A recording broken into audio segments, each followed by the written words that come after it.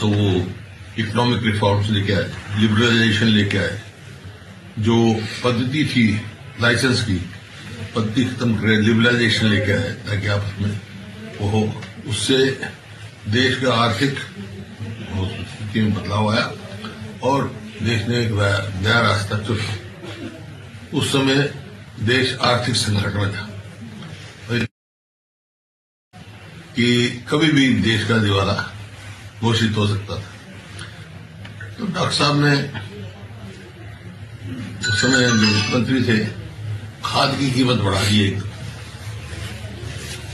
मैं parliamentary farmers forum का secretary था, तो 20-30 सांसद लेके मैं इनके पास गया। मान ये किसान को तो बड़ा मुश्किल हो गया, इतनी कीमत बढ़ा दी आपने।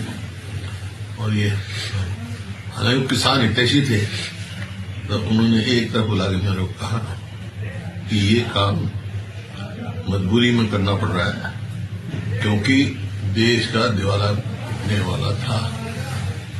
सोना भी हमारा बाहर रखा था, आपको याद होगा, जरूर है।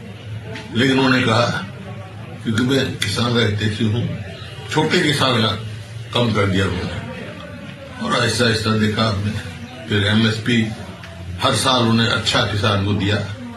किसान के लिए उनकी सदा हो रही कि वो समझते थे कि किसान ही देश की रीढ़ की हड्डी है। तो इस प्रकार से फिर वो प्रधानमंत्री बने और मेरे को मौका मिला देश का मुख्यमंत्री में। उस दौरान जो उन्होंने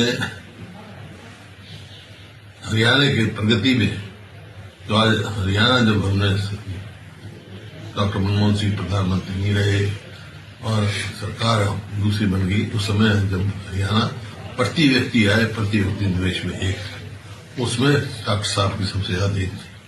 और कोई भी संस्थान ऐसा नहीं है जो हरियाणा में न दिया उन्होंने, चाहे national institute of fashion technology हो, चाहे नेशनल इंस्टीट्यूट ऑफ डिजाइन हो, चाहे आपका एम्स हो, चाहे आईआईएम हो, मतलब कोई भी आप इंस्टीट्यूट ले, आप कोई चाहे न्यूक्लियर पार्टनरशिप वो हो, ग्लोबल हो, और ये मतलब SEZ की उन्होंने एक कंसीव किया था और फिर जो है IMT बनाए। और पावर, जो कि हरियाणा में बिजली की बहुत कमी थी, 4 थर्मल पावर प्लांट उनके समय में आया और न्यूक्लियर पावर प्लांट जो 250 मेगावाट देगा, उसमें हरियाणा का हिस्सा है, वो फतेहाबाद जिले में लगाने का काम किया, गोरखपुर गांव में। तो इस प्रकार से पूरे हरियाणा में आप देखो, हर उसमें हरियाणा ने प्रगति की, उसमें डॉक्टर साहब का बड़ा हो रहा खास रुचि रहे। और उनके वैसे जब पाकिस्तान से वो आए, पार्टीशन हुआ देश का, तो यमुनानगर में का उनका परिवार वहां भी रहा और कुछ जमीन भी थी उनके नाम, मैंने उनको खरीद दी। एक बार वो चंडीगढ़ आए, डॉक्टर साहब प्रधानमंत्री थे, और किसी मित्र के अपने घर गए और मेरे को बड़ी हैरानी हुई ये देखकर, उनके इस मित्र ने, जब डॉक्टर साहब ने पंजाब यूनिवर्सिटी से 10वीं पास करी थी, ट्रिब्यून में छपी हुई थी कि डॉक्टर मनमोहन सिंह टॉप का लिस्ट, वो कटिंग लाके उनको दी डॉक्टर साहब की। तो इस किस्म के बहुत ब्रिलियंट वो थे और एक देश को आर्थिक दिशा और दशा दे गए हैं।